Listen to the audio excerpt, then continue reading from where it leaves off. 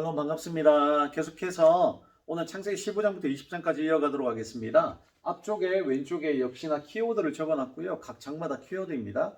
저번 시간에 한번 수정해야 할 것이 있는데 아브라함이 아직까지는 아브람이었다. 그리고 사라도 사레였다라는 것을 먼저 수정하고 오늘 이제 본문을 보시다 보면 아브람이 아브라함으로 하나님이 불러주시고 사레가 사라로 불러주시는 것을 볼 수 있습니다.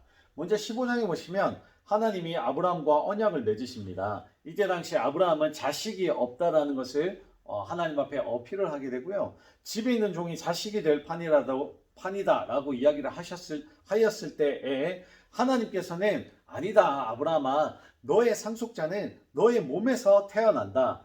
별을 보아라. 별과 같이 너의 자손을 줄 것이다 라고 이야기를 하시죠. 그래서 15장 6절에 보면 아브라함이 주님을 믿으니 주님께서는 아브라함을 그런 믿음을 의로 여기셨다라고 이야기를 하고 있습니다. 즉 우리는 하나님께서 무언가를 말씀하셨을 때 믿음으로 받으면 하나님께서는 그런 믿음을 우리의 의로 여겨주신다라고 볼 수 있습니다. 그러므로 우리는 늘마다 잘 믿어야 하겠죠. 그리고 16장에 계속해서 이어나가다 보면 하갈과 이스마엘이 등장하게 되고요. 이때 당시에 아내 사레가 대를 잇기 위해서 아브라함 남편이 아브라함에게 나의 여종 하갈과 그냥 동침하시오. 그래서 대를 이어가기를 바랍니다라고 했을 때 아브라함이 사레의 말을 듣고 동침을 하게 되고, 동침하고 난 이후에 하갈은 임신을 하고 난 이후에 아내인 그 아브라함의 아내인 사레, 즉 여주인을 깔보기 시작하죠. 그래서 깔보기 시작한 이후에 사레가 아브라함에게 찾아가서 여종이 나를 깔봅니다. 임신하고 난 다음에 그렇게 이야기하였을 때 아브라함은 당신의 여종이니 알아서 하시오 라고 하였고, 사레는 아브라함의 허락을 동의를 받고 난 이후에 하갈을 학대하기 시작하죠. 중요한 것은 사레가 아브라함에게 동의를 구했다라는 겁니다. 어떻게 하였으면 좋겠소? 당신께서 판단하여 주시오. 우리의 사이를 주님께서 판단하여 주시기를 원합니다 라고 하였다라는 거죠. 늘날마다 먼저 남편을 늘날마다 상의하고, 또 이때 당시에 어찌됐든 대를 잇는 아이를 임신하였기 때문에 더 동의를 구했다라고 볼 수 있습니다. 여하튼 하갈은 그런 사례 이제 학대를 못 이겨서 도망을 가게 됩니다. 도망을 가게 되고, 그때 당시 하나님의 천사가 나타나게 되고 사례를 향하여서 돌아가시오. 당신의 여주인이 사례에게 돌아가서 복종하시오 라고 이야기를 하게 되고요. 복종함과 동시에 또한 내가 자손의 복도 함께 허락하여 주겠소. 그래서 자손도 계속 낳게 해주겠소 라고 이야기를 하고, 이때 당시에 이제 낳은 아들이 이스마엘이죠. 이스마엘은 히브리어 뜻으로 하나님께서 들으셨다, 하갈의 그의 어떤 그 간절함을 들으셨다라는 이 하나님께서 들으심이라는 뜻을 이스마엘이라는 이 이름이 이런 뜻을 가지고 있습니다. 그리고 난 이후에 하나님께서는 이 이스마엘이 앞으로 친족과도 싸우면서 살아갈 것이다, 평생의 인생을. 그래서 아직까지 이스마엘의 그 출생들은 현재까지도 계속 주변의 나라들과 싸우고 살아가는 그러한 것들을 볼 수가 있습니다. 중요한 것은 아브라함 때문에 하나님께서 아브라함을 택하셨기 때문에 하갈까지 은혜를 입었다라고 볼 수가 있습니다. 하갈 인물 스스로 하나만 놓고 보면 별 인물이 아닙니다. 근데 누구를 택하셨죠? 하나님께서, 주권자 되신 하나님께서 아브라함과 언약의 약속을 하셨습니다. 약속을 하셨기 때문에 아브라함과 주변에 관계된 인물이 함께 하나님의 은혜를 받는 것들을 볼 수가 있습니다. 중요한 것은 이때 당시에 이스마엘 낳을 때 아브라함의 나이가 66세였고요. 그리고 나서 하나님의 침묵이 33년을 시작되어집니다. 왜 그렇죠? 중요한 것은 15장에 하나님이 아브라함에게 이렇게 말씀하셨죠. 아니다, 나는 너를 통하여 책임진다. 너를 통하여 하나님 내가 책임질 건데 너를 통하여 자녀를 줄 것이다 라고 이야기를 합니다. 근데 16장에 어떻게 됐죠? 아브라함이 그런 믿음을 의로 여기셨다라고 했는데 그 믿음은 온데간데 없고, 갑자기 아내 사레가 하갈과 내 여종 하갈과 동침하시오라고 하니까 바로 들어가서 동침하는 그러한 악행을 저지르고 맙니다. 하나님의 약속을 무시했다라는 거죠. 그래서 아브라함이 66세에 이스마엘을 낳았지만 하나님께서 그 이후에 16장 이후에 하나님이 등장하지 않으십니다. 뚝 끊겨요. 그리고 갑자기 17장에 들어서서 99세에 하나님이 나타나십니다. 그리고 먼저 나타나시자마자 하시는 말씀이 이겁니다. 순종해라, 흠없이 살아라 라고 먼저 하나님께서 권면하십니다. 이렇게 할 수밖에 없었죠. 왜냐하면 분명히 하나님이 너를 통하여 주신다라고 하셨는데 인간적인 방법을 간구했다라는 거죠. 그래서 하나님이 침묵이 언제까지? 33년이 이어졌다. 우리도 한번 신앙생활을 잘 돌아봐야 됩니다.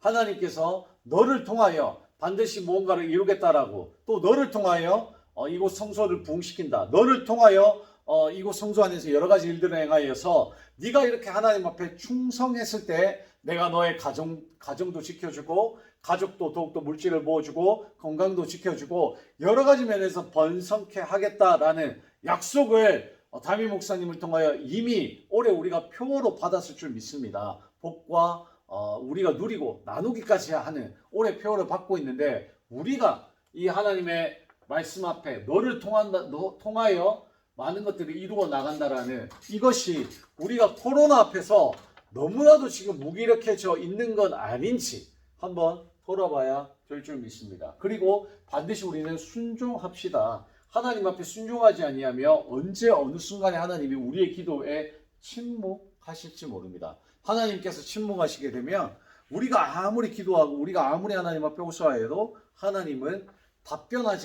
답변하지 않으시며 우리의 인생은 진짜 답이 없는 인생이 될 수밖에 없습니다. 그러므로 항상 순종하는 저와 여러분들이 되기를 바라고, 어찌됐든 하나님이 이렇게 순종하고 흔없이 살아라고 하시고 난 다음에 내가 너를 이제 민족의 아버지가 되게 하겠다. 그러므로 이제 너의 이름은 아브라함이 아니고 아브라함이다 라고 이야기를 하십니다. 그리고 할례를 받아라. 그의 증거로 할례를 받아야 된다. 너희들은 태어난 지 8일 안에 할례를 받아야 하고 너희 안에서 집에서 태어난 종들, 너희가 외국인에서 돈을 주고 사온 종도 비록 너희의 자손은 아니라고 해도 할례를 받아야 한다라고 이야기를 하십니다. 그리고 이제 그 사레도 민족의 어머니가 되게 하겠다. 그래서 이제는 사레의 이름이 아니고 사라라고 이름을 바꾼다라고 하나님께서 하십니다.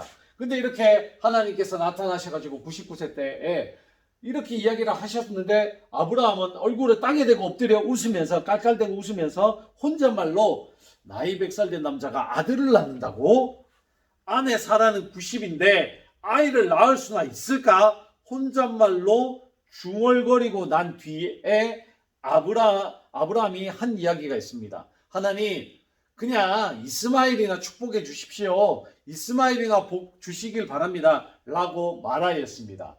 처음에 아브라함이 하나님과 15장에 아브라함이 언약을 맺었을 때는 이스마엘이 이때 당시 나왔을 때 나이가 66세라고 하였으니까 뭐 이때 나이는 이제 이야기를 안 나오니까 대충 한 50대라고 가정을 해봅시다. 남자 나이 50대라고 하면은 그래도 아직까지 아들을 낳을 수 있는 왕성함이 남아있죠.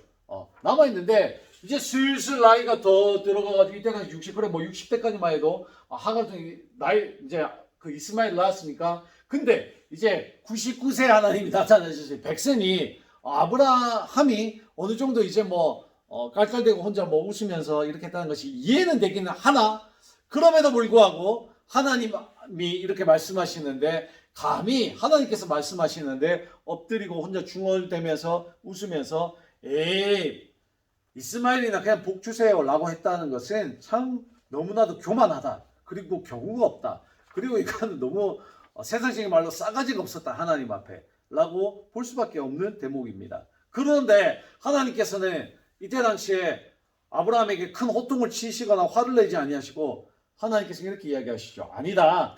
너희 아내 사라가 아들을 낳아 줄 것이다. 아들을 낳거든 이삭이라고 하여라. 내가 그와 언약을 세울 것이다. 그의 뒤에 오는 자손에게도 영원한 언약이 될 것이다. 그리고 하나님께서 여기에서 끝나는 것이 아닙니다.